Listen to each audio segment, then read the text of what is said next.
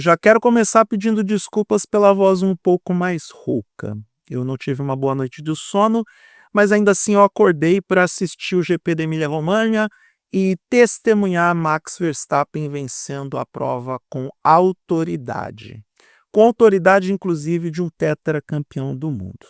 Gente, sobre o lance da largada, assim, a gente vai ficar discutindo o sexo dos anjos até quando? E isso porque o Piastri deu espaço. E eu começo a concordar com aquelas pessoas que ficam questionando os critérios da FIA, dos comissários da FIA, porque o Lando Norris poderia, na verdade o Leclerc poderia receber uma punição na prova por conta do lance com o Alexander Albon. Mas voltando para o lance da largada, o Verstappen foi genial, porque o S da Tamburello é composta pela perna que vai à esquerda e depois a perna da direita. O Verstappen pressionou o senhor Oscar Piastri, que estava se defendendo do George Russell, e deixou o lado de fora livre para o Verstappen.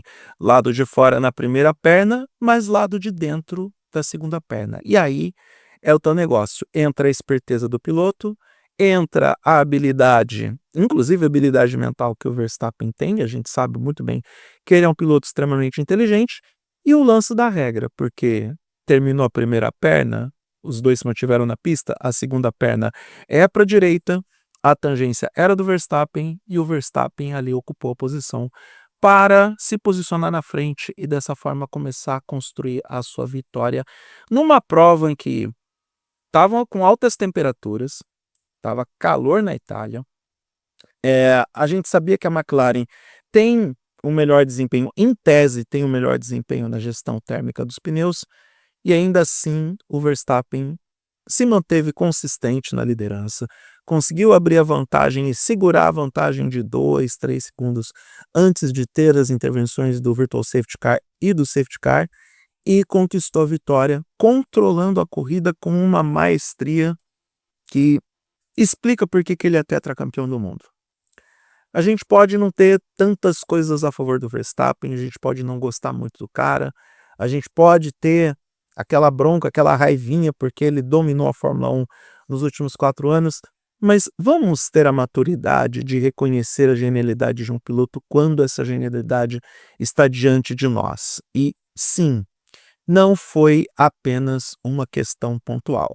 Verstappen construiu essa vitória ao longo de toda a corrida, inclusive depois do safety car. Não estou falando do virtual, eu estou falando do safety car resultante da quebra do Antonelli, porque as relargadas do Verstappen também merecem destaque, porque afinal de contas, nas duas relargadas ele conseguiu avançar de forma sustentável, abrindo vantagem em relação aos oponentes, em relação ao segundo colocado, e com tudo isso a gente tem uma vitória clara do piloto holandês.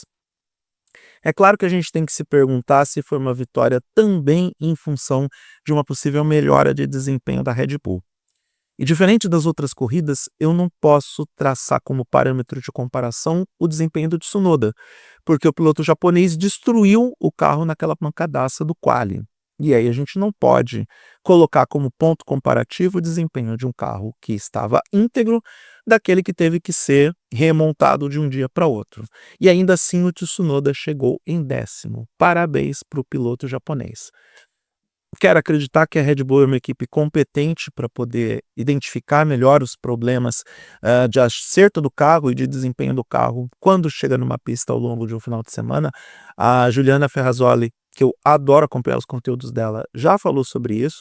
Ela explicou que, até mesmo por conta de Milton Keynes ter um túnel de vento que, segundo Christian Horner, é do tempo da Segunda Guerra Mundial, que a equipe tem dificuldades em comparar ou de trabalhar com o setup que vem da fábrica, que é através do simulador, para a realidade prática, e aí a gente tem que levar em consideração outras variáveis, como condições climáticas, o comportamento dos pneus da Pirelli em pista, algo que também já entra em discussão, porque na prova de hoje, por exemplo, os pneus médios para muitas equipes se desgastaram muito rapidamente, e para o carro do Verstappen, que sabe administrar pneus também, se manteve íntegro para a estratégia de apenas uma parada. Verstappen, obviamente, se não tivesse o safety car, faria a corrida com uma parada. Então, para a Red Bull funcionou, mas para outras equipes não. Tem algumas pessoas, os palpiteiros de internet, que falam que o campeonato acabou. Não é bem assim. Eu ainda aposto minhas fichas no Oscar Piastri. Ainda acho que a McLaren tem o melhor carro do grid, mas não dá para desacreditar do Verstappen de uma hora para outra. Não dá. A gente está falando do melhor piloto da sua geração, o melhor piloto do grid, o cara com uma mentalidade diferenciada para pilotar um carro que só ele consegue pilotar e os outros companheiros de equipe não conseguem. Ele é um moedor de companheiro de equipe.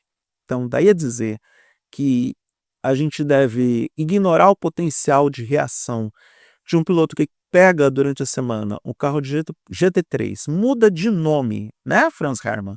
Ele mudou de nome durante a semana e faz um tempo 2 segundos abaixo do que é o tempo regular da pista. Tem gente da GT3 que já tá chateada. É difícil falar esse nome, né? GT3. É um trava-língua que eu não preciso me acostumar. Tem gente na GT3 que tá chateada, dizendo que o carro não estava regular, o carro estava manipulado. Como que o Verstappen pega o carro agora e faz um tempo 2 segundos mais baixo do que o recorde de Nürburgring? A gente está falando de um piloto diferenciado. A gente está falando de um piloto que sai do lugar comum em diversos aspectos. Então não dá para pensar que o Max Verstappen jogou a toalha para esse campeonato. Até porque temos que lembrar para os mais pessimistas que o tal GP da Espanha está chegando. E é no GP da Espanha que vai mudar a diretiva técnica da FIA para analisar a flexibilidade das asas traseiras e, com isso, a McLaren pode eventualmente perder uma vantagem competitiva. Não estou aqui afirmando que vai perder, estou colocando na possibilidade do pode e acredito que André Stella, que o Zac Brown, que essas pessoas lá na McLaren estejam preocupados com isso. O Lando Norris está, porque nesse final de semana ele deu uma entrevista afirmando que a McLaren não está com toda essa folga, com toda essa vantagem, que a equipe não pode se acomodar, porque sim, as outras equipes vão melhorar. E o Lando Norris disse o óbvio. Ele disse o óbvio. O que não me leva a crer que a Red Bull não detectou algum problema e solucionou esse problema na Emília-Romagna para poder oferecer para o Verstappen essa performance para vencer. Eu insisto que foi mérito dele. Tá? Ele controlou a corrida de uma forma inacreditável. Agora, que a Red Bull é uma equipe ainda competente, isso também ajuda a espantar os rumores que pintaram durante a semana de que a Red Bull poderia mandar o Christian Horner embora. Gente, eu tento não me levar por essas narrativas, porque o Christian Horner, ele é o CEO da equipe, ele pode ser mandado embora como o CEO da equipe Red Bull. Mas eu acho tão difícil isso acontecer.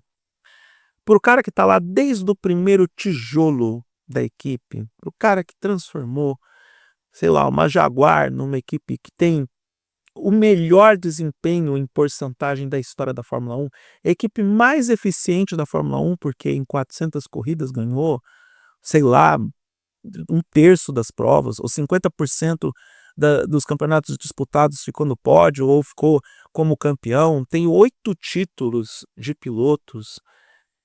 Então, eu acho que a Red Bull é competente o suficiente para poder entregar as melhorias que o Verstappen precisa para ainda ser competitivo ao título. Mais importante do que a vitória, Max Verstappen continua sobrevivendo em um campeonato onde a narrativa, que antes estava apresentada como favas contadas para a McLaren, aparentemente não está. Quer dizer, vou corrigir, para a equipe McLaren é título certo.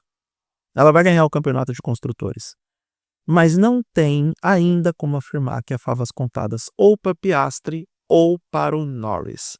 Porque é uma Fórmula 1 que ela é muito ajuste fino dependendo da pista que você está. É uma Fórmula 1 que pode sim tudo mudar em uma semana ou 2. É uma Fórmula 1 tão tecnológica, com os carros andando tão junto, que uma Ferrari pode passar vergonha porque não conseguiu ir para o Q3 com os 2 carros. E isso porque os carros estão andando muito próximos. A diferença de tempos em performance bruta é muito pequena. Existe, obviamente, a diferença nas corridas, as performances de corrida são diferentes, e eu vou falar sobre isso no vídeo quando eu falar da Ferrari. O problema da Ferrari não é ritmo de corrida, o problema da Ferrari é performance bruta nos treinos. Então, vamos aguardar. Como diz aquela velha amiga minha aqui em Florianópolis, vamos aguardar, porque não existe nada cravado em pedra na vida, que dirá no campeonato de 2025.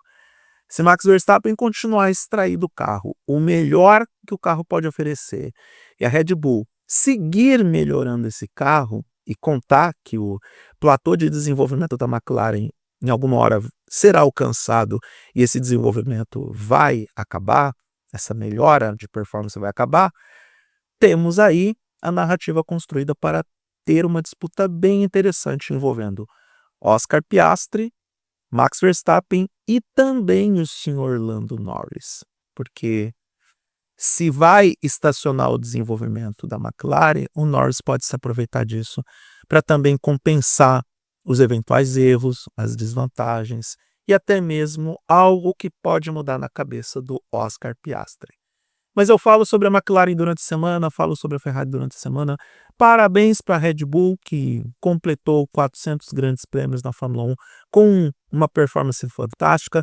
Parabéns para o Max Verstappen, que venceu com autoridade um grande prêmio da Emília-Romagna, que foi muito mais interessante do que eu imaginava. Muito mais.